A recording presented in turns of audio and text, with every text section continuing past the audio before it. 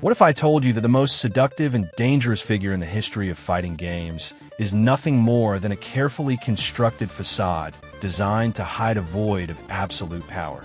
We are facing an entity that not only rules the realm of shadows, but has become the gold standard of digital temptation, challenging any opponent bold enough to cross its path. Today, we are going to dissect the existence of an icon that broke every established mold, revealing how a design born from Capcom's audacity managed to transcend the barriers of its own saga to become an unstoppable force that has dominated screens for over 3 decades. This is not a story of simple animations or combos learned by heart. It is the analysis of an ambition that fragmented itself into 3 parts to avoid self-destruction and now demands to be understood in all its complexity. As we unravel the secrets of this succubus that has defied the laws of design, I invite you to join the legion of followers on City Gamer. Your subscription and that thumbs up are not just a click. They're the necessary support for this museum of digital knowledge to keep growing and revealing the truth behind the myths that defined us as players.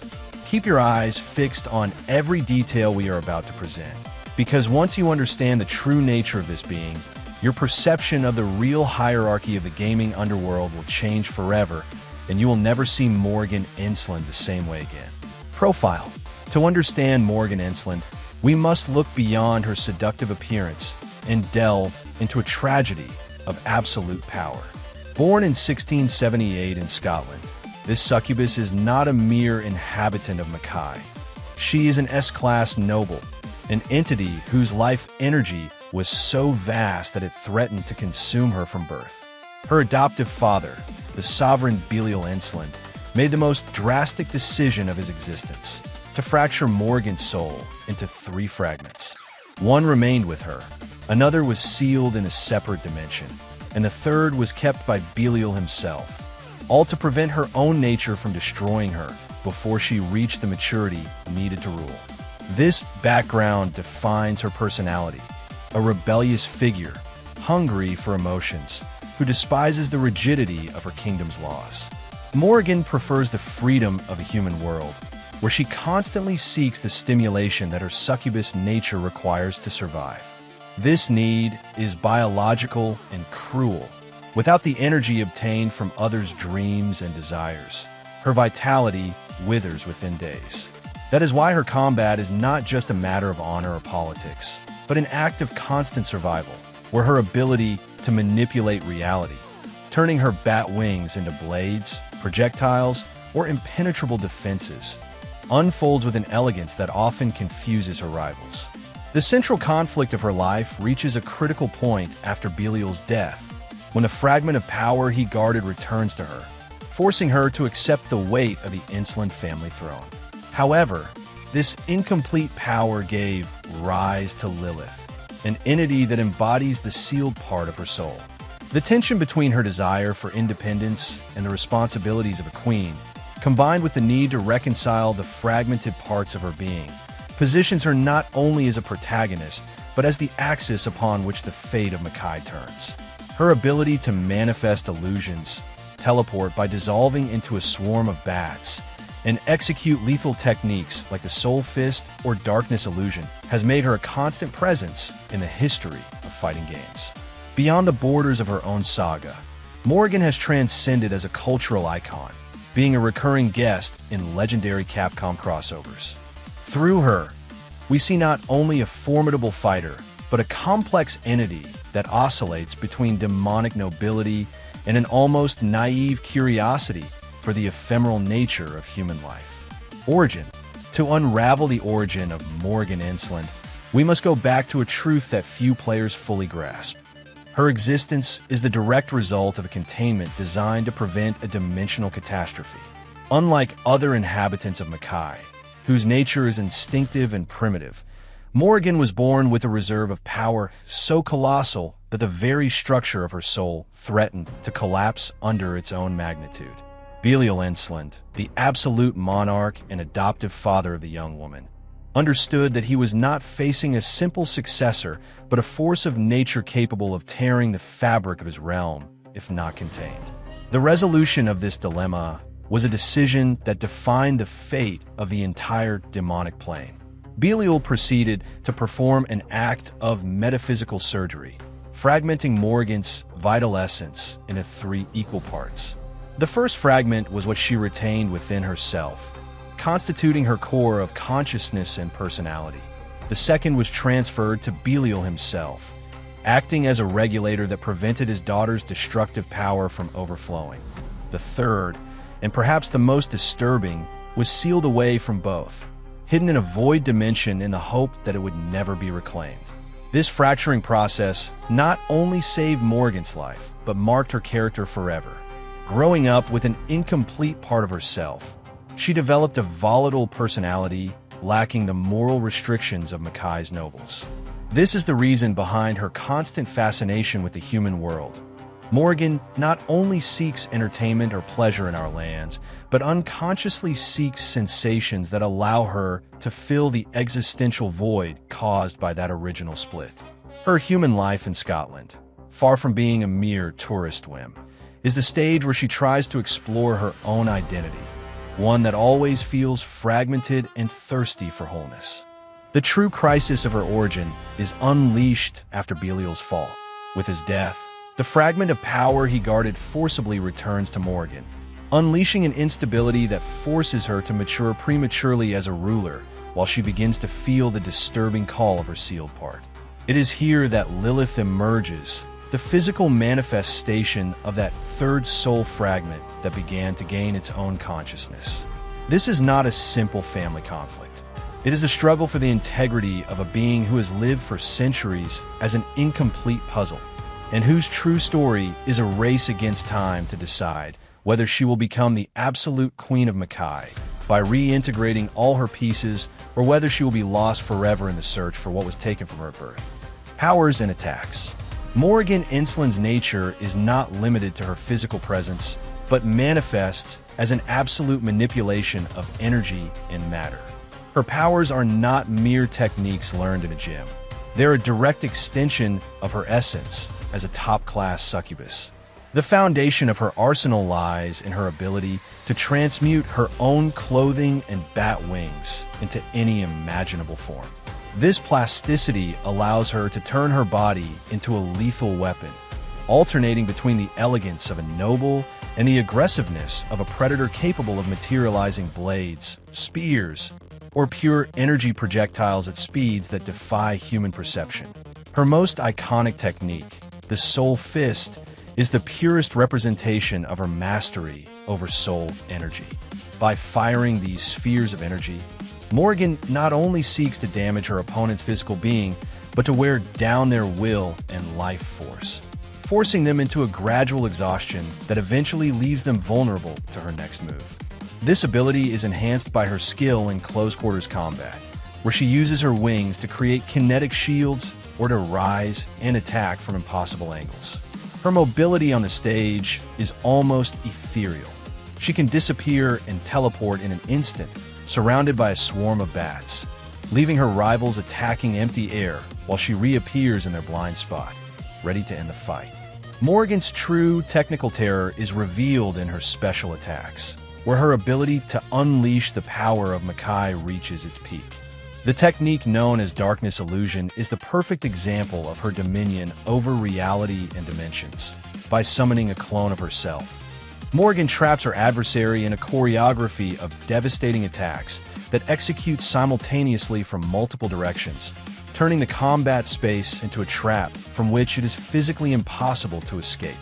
This technique not only reflects her technical superiority, but also the disturbing nature of her divided soul, demonstrating that when facing her, one is not fighting a single entity, but the full weight of a power forged through centuries of demonic existence.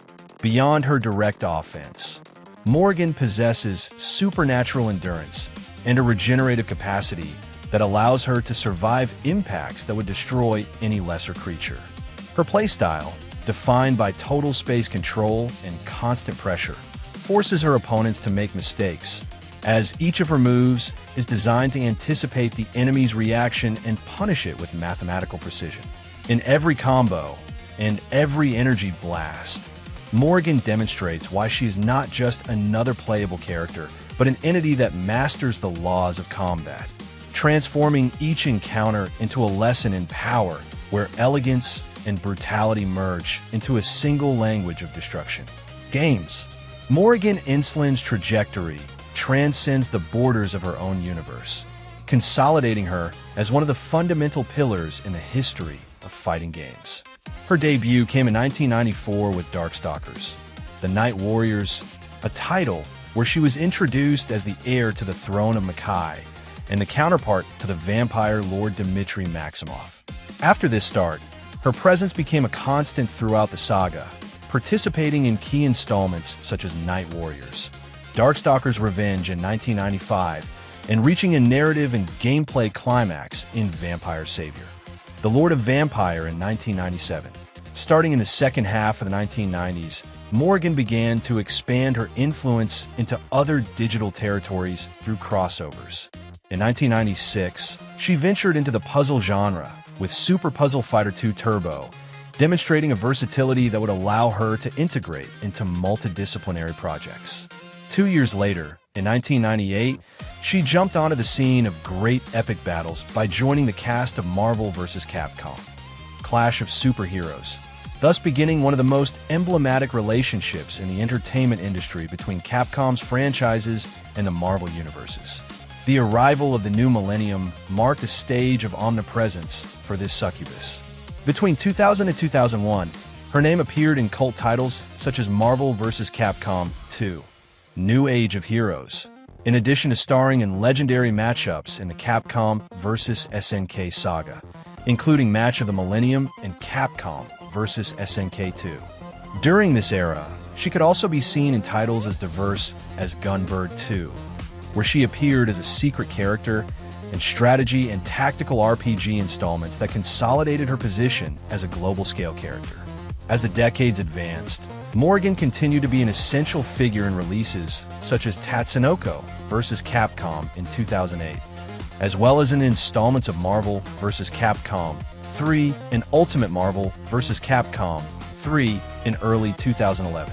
Her relevance extended to large-scale tactical projects, such as Namco x Capcom, the Cross Edge Saga, and the strategic collaborations in Project X Zone and Project X Zone 2. In more recent years, her legacy has been reaffirmed through her participation in Marvel vs. Capcom, Infinite, and the strategic card game Tekken, demonstrating that even after 3 decades, her figure remains an unavoidable reference point in any analysis seeking to understand the evolution and visual identity of Capcom. Fun facts. Behind the figure that everyone thinks they know lie fragments of history that reveal how this industry icon was conceived. A fundamental detail that many overlook is the intentional contrast between her and Felicia during the initial design phase. Capcom's creators had a clear vision. While Felicia was meant to represent tenderness and a lighter aesthetic, Morrigan was conceived from the first stroke to embody lethal seduction and absolute power. This dichotomy was not accidental, but an exercise in visual balance that sought to define the opposite ends of the franchise's character spectrum, making Morrigan the gold standard for all succubi that would follow her in the world of video games. The mastery of her design also lies in her physical adaptability, an element often mistaken for mere aesthetics, but which has an impressive technical basis. Her outfit, made of a material that seems to be part of her own skin, can instantly transform into anything she desires, from combat armor to formal wear, reflecting her unstable nature and absolute control over matter. This ability is one of the reasons her image has been referenced and paid tribute to countless times, establishing a visual language that has endured for decades and is now instantly recognized by any player, regardless of generation. Another fascinating aspect is her ability to navigate dimensions without the need for portals or complex rituals.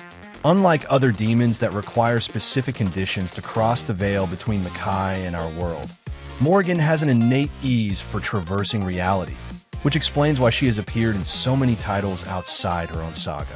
This characteristic not only makes her Capcom's perfect ambassador for crossover projects, but also underscores her status as a being not bound by the laws of space-time. but rather using them to her advantage to pursue her own entertainment goals. Finally, it is important to note that her impact on popular culture is so profound that it has ended up shaping the public perception of what it means to be a succubus in modern fiction.